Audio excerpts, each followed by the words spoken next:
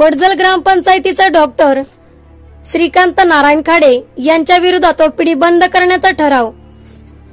मान तालुक्यातील वडजल येथे डॉक्टरांच्या औषधोपचारामुळे तानाजी विठ्ठल काटकर हे दिनांक 29/7/2025 रोजी वडजल तालुका मान जिल्हा सातारा येथील जीवनधारा क्लिनिक येथे पोटदुखी या कारणासाठी उपचार घेण्यासाठी गेले होते। यांनी तानाजी काटकर याला त्यांच्याकडील डबीतील सुट्ट्या गोळ्या दिल्या। त्या गोळ्या खाल्ल्यानंतर तानाजी काटकर याचे तोंड, डोळे, कान तसेच मानेवर आणि ओठावर जखमा झाल्या आणि संपूर्ण शरीरावर जखमा व रिएक्शन झाले।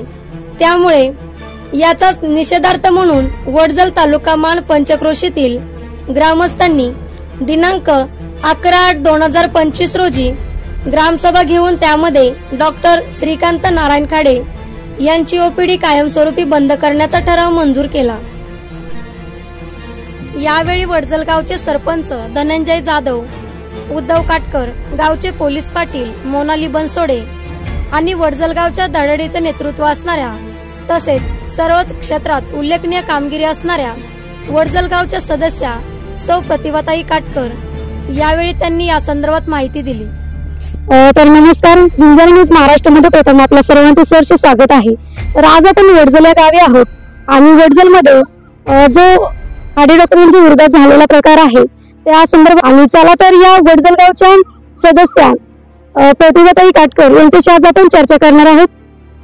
तर नमस्कार मॅडम, काय सांगाल, आज तुमच्या ग्रामपंचायतीने मीटिंग भरवली, त्याच्यामध्ये काय ठराव झाला?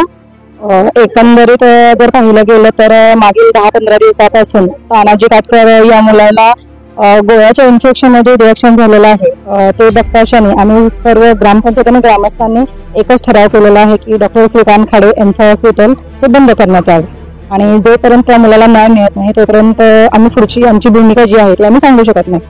अशाच ताज्या घडामोडी पाहण्यासाठी आत्ताच झुंजार न्यूज महाराष्ट्र या चॅनलला लाईक, शेअर आणि सबस्क्राईब करा। झुंजार न्यूज महाराष्ट्र।